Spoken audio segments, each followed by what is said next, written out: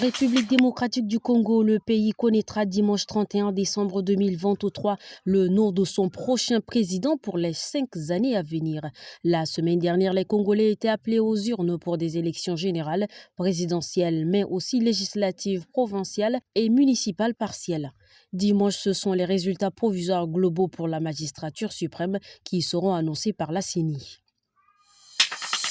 Après la fermeture officielle de ces camps sur le territoire malien, la mission de l'UE au Mali, MINUSMA, avait 3 sites qui devraient rester fonctionnels pendant 18 mois à compter du 1er janvier 2024. Cela pour la liquidation de la mission. Mais pour des raisons liées aux problèmes de sécurité, l'un de ces 3 sites, celui de Tombouctou dans le nord, a fermé jeudi 28 décembre.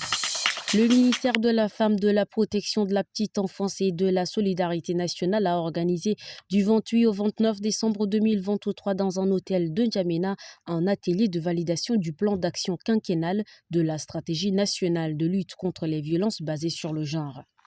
Durant cet atelier, les échanges ont porté sur les VBG et leurs différentes formes, leurs causes et les solutions. Certains participants ont souligné que les violences psychologiques existent, mais on ne peut pas le savoir tant que les victimes ne déclarent ou portent plainte.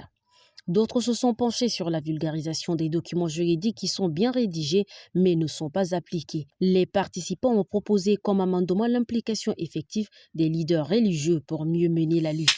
Par un communiqué de presse numéro 026 du 28 décembre 2023, le réseau des organisations de la société civile du Logone oriental, dans sa recherche de solutions à la crise liée au carburant, a fait des propositions aux autorités administratives de la dite province. 4 propositions sont faites par le réseau des organisations de la société civile du Logone oriental qui sont à savoir associer le dit réseau à la gestion des citernes arrivées à Doba dans les stations destinataires. Mettre sur pied une équipe mixte de contrôle de nuit composée de la police, de la gendarmerie et de la garde nationale et nomade du Tchad dans les stations pour empêcher de servir le carburant dans les fûts aux commerçants et aux revendeurs aux heures tardives. Contrôler les fûts de carburant destinés au département car des amendes fictives sont infligées aux transporteurs de ces fûts et afin de contrôler les prix de vente des revendeurs qui ne doivent pas dépasser 600 francs le litre pour l'essence et 700 francs CFA pour le gasoil, sinon sanctionner les récalcitrants.